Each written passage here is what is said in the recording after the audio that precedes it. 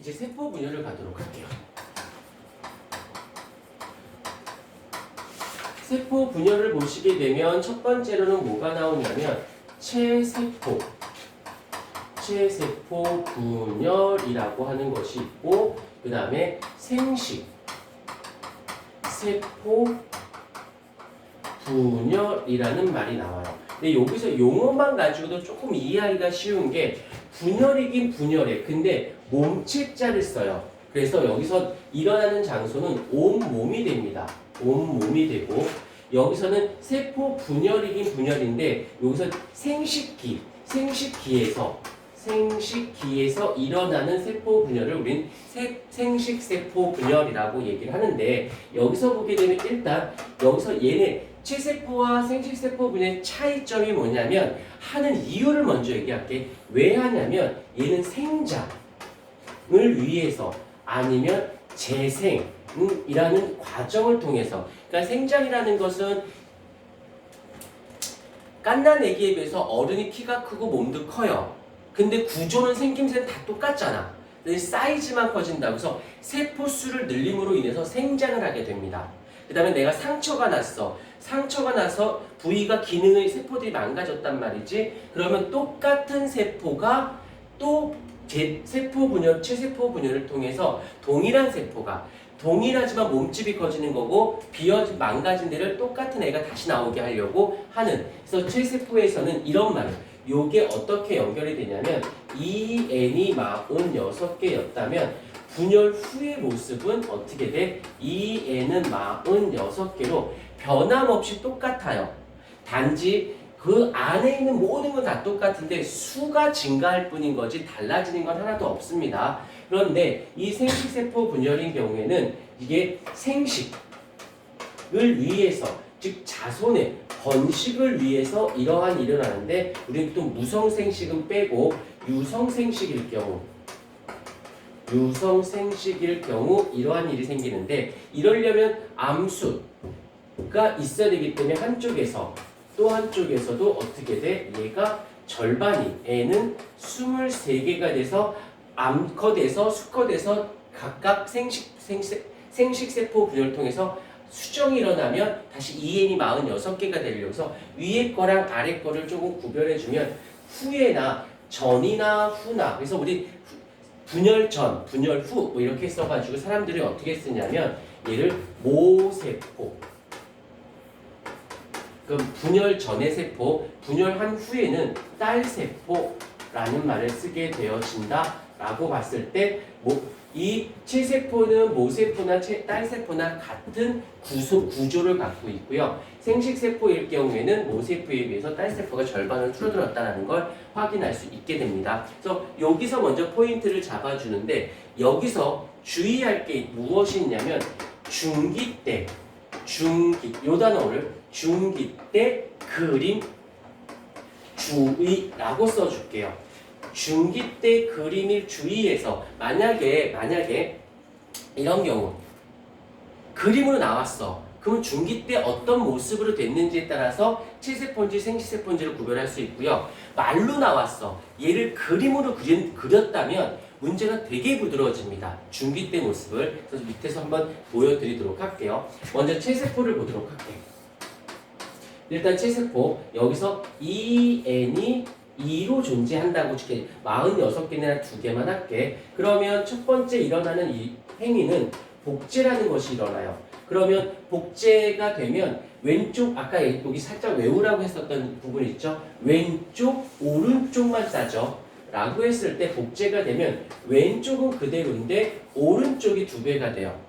그래서 아까 여기를 내가 상동염색체라고 했으면 여기 뭐라고 했더라? 염색 분체라고 말을 했었죠. 외워.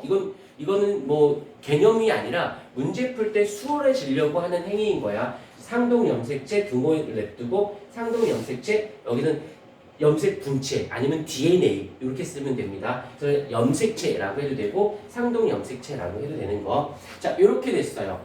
이렇게 됐을 때 이렇게 그림을 볼게요. 일단은 부계 쪽에서 하나, 모계 쪽에서 하나, 이런 모양을 가졌단 말이지. 그래서 아빠, 엄마 두 가닥.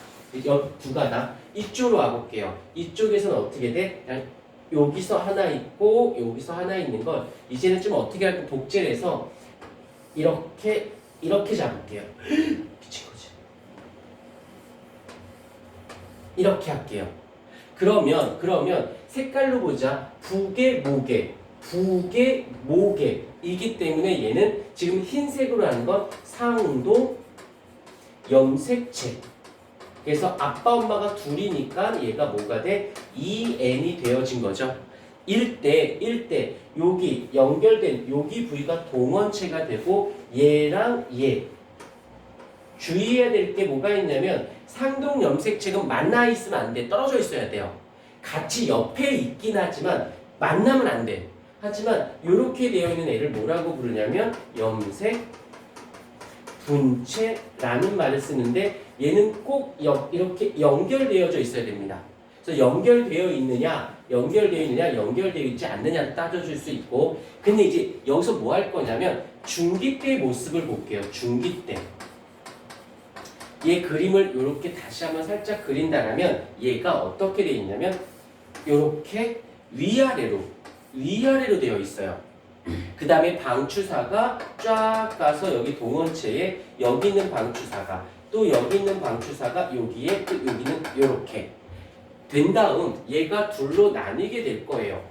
둘로 나뉠 때 여기다 하나 동그라미 여기다 동그라미 했을 때 이쪽 방추사에선 요 두 염색 분체 중에 하나를 갖고 와요.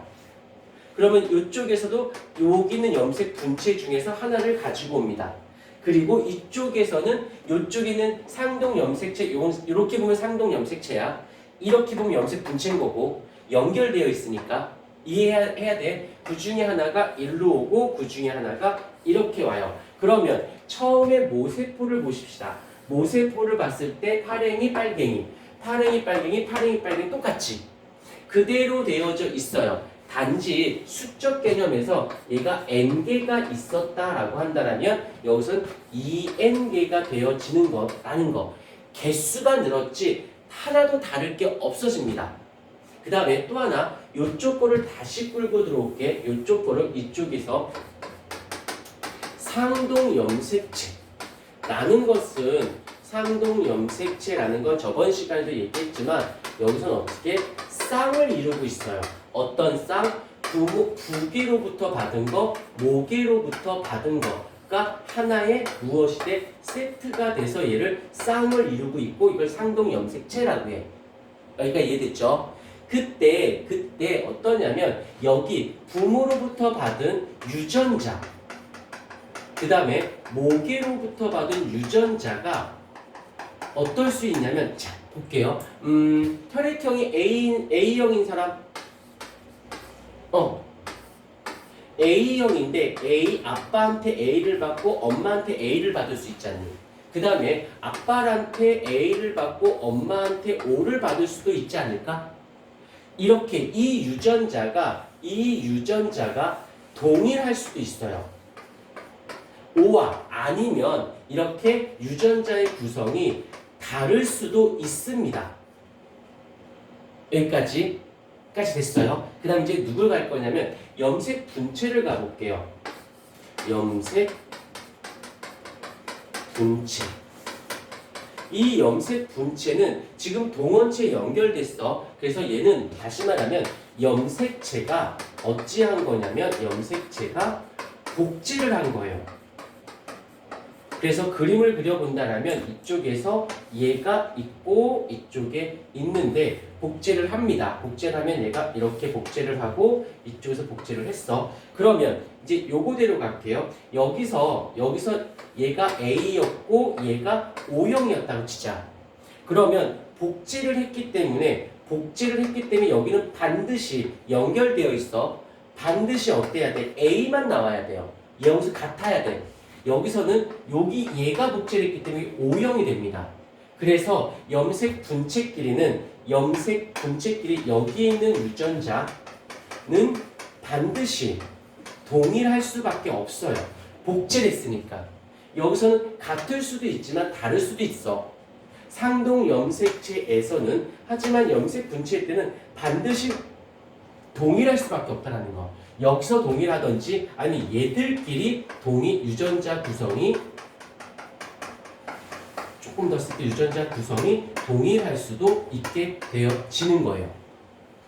그래서 요거 상동 염색체와 염색 분체도 요 그림을 통해서 그래서 여기서는 뭐라고 표현하느냐, 어찌됐건 분리가 일어난 건 사실이야.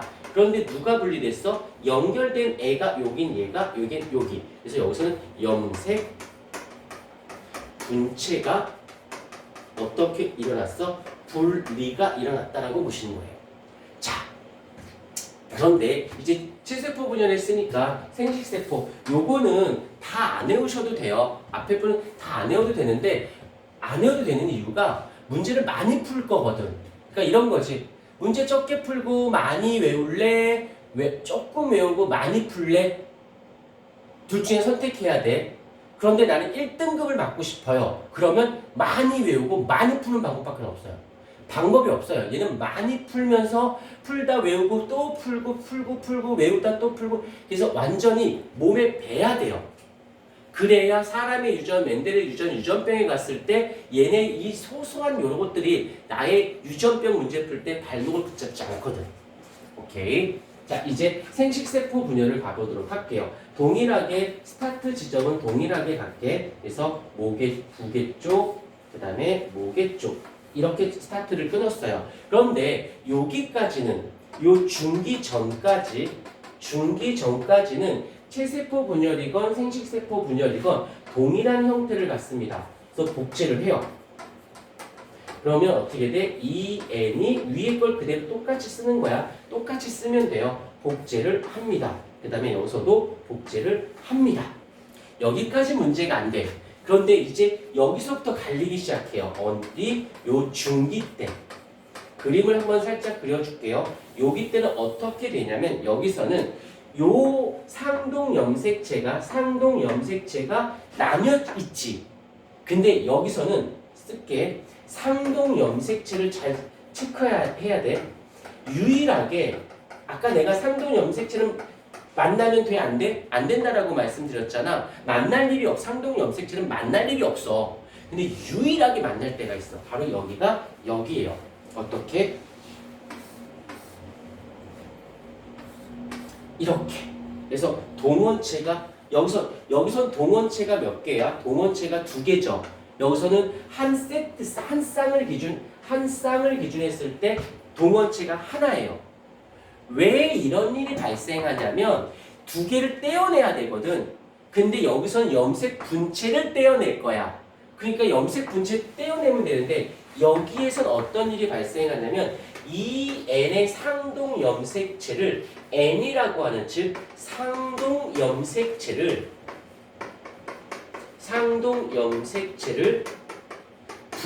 떼어낼 거예요. 떼어내려면 붙어있지도 않은데 어떻게 분리시켜? 그럴 수 없거든. 왜? 방추사가 샥 와서 떼어낼 때 반드시 한번 만나줘야 돼. 그래야 떼어낼 수가 있거든. 그래서 그림이 어떤 식으로 바뀌냐면 얘가 한쪽에서는 N만 이쪽에만 갔든지 한쪽에서는 이것만 갔든지 이런 형태로 바뀝니다. 그래서 여기서부터는 어떻게 돼? 여기는 여전히 이 N은 2인 거야. 근데 여기서는 어떻게 돼? 2N은 N으로 바뀌었기 때문에 여기서는 2N이 N으로 바뀌게 되어서 상동 염색체의 분리가 일어난다라고 해. 오케이. 그 다음에 여기와 얘는 뭐야? 얘와 얘는 염색 분체죠. 여기서 이제 어떻게 돼? 또 여기서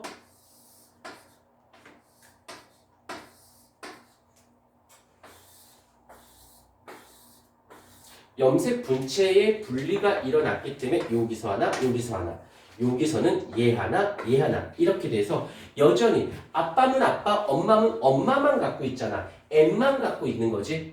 근데 여기가 지금 어떻게 되어 있어? 2N이 얘가 4인 애가 2N으로 바뀌고 여기가 N이 1로 되는 거지. 오케이. 그러면 첫 스타트 지점을 보십시다. 여기선 2N은 2였는데 어떤 일이 발생했어? N이 1이 됐지. 절반이 되어진 거네. 그러면서 여기서 n개로 출발을 했대요. n개를. 그러면 여기서는 어떻게 돼? 4n개가 된 거지. 4n개가. 오케이? 그래서 여기 지점. 그러다 보니까 요거 유일하게 상동염색체가 붙어있는 요 모습을 얘를 이름을 따로 불러요. 뭐라고? 이카염색체라고 이름을 불러줍니다. 요게 딱 스탠다드한 교과서적인 개념이에요. 그런데 이것만 가지고 문제를 푼다? 풀린다면 중학교 수준 문제고요. 이제 요걸 갖고 풀려면 얘를 살짝 문제 풀기 편한 패턴으로 살짝 바꿔줘야 돼요. 그 패턴을 요거 하고 패턴을 보여드리도록 할게요.